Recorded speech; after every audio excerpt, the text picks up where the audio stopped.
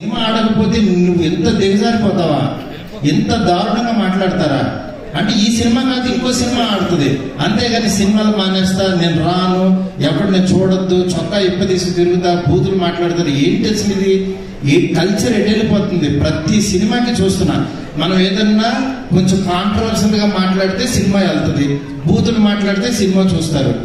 నేను రాసినన్ని double meaning డైలాగులు నేను కూర్చుంటే నాకంటే గొప్ప ఎవడో రాయడు.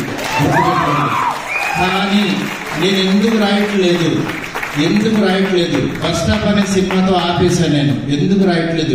డబ్బులు సంపాదించడం నాకు రాదా? నేను బ్యూటీ లాగా 4 రోజులు కూర్చున్నానంటే 100 డైలాగులు ఇస్తాను ఇట్లాంటి సినిమాకి. ఎందుకు తీస్తున్నాం? ఫ్యామిలీస్ రావాలి, మంచి సినిమా, క్వాలిటీ సినిమా ఇవ్వాలి. ఈ రోజుల్లో బస్ స్టాప్ లో డబుల్ మీనింగ్లు బూత్ డైరెక్టర్ అనేవాడు 400 కోట్లతో రాజా సాబ్ వేస్తున్నాడు. వాడి ఎదుగుదల చూడండి, వాడి గ్రాఫ్ చూడండి, వాడి కెరీర్ చూడండి. నేను అది చెప్తున్నా.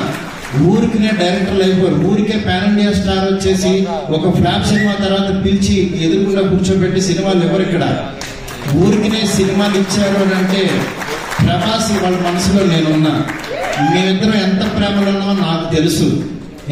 నా మెసేజ్ చూస్తే ఆయన ఎంత ప్రేమిస్తున్నాడో నాకు తెలుసు. ఇవన్నీ నేను తర్వాత వచ్చినప్పుడు మాట్లాడతా. బట్ యాక్చువల్గా నేను ఎందుకు చెప్తున్నానంటే ఇదంతా సినిమా ఆడించాలని చాలా ఒక ఫ్రస్ట్రేషన్ తో, ఒక స్ట్రెస్ తో, ఒక ప్రీ రిలీజ్ లోనో దీంట్లోనో ఇష్టం వచ్చినట్టు మాట్లాడుతున్నారు. అలా కాదు. సినిమాని నమ్మండి, కంటెంట్ నమ్మండి. జనం ఎప్పుడు మంచి సినిమా తీస్తే చూస్తారు. మనం 1000 రూపాయలు పెట్టి వాళ్ళ జేబుల్లోంచి దోచేస్తున్నాం. వాళ్ళకి మంచి సినిమా ఇవ్వాల్సిన బాధ్యత మనది.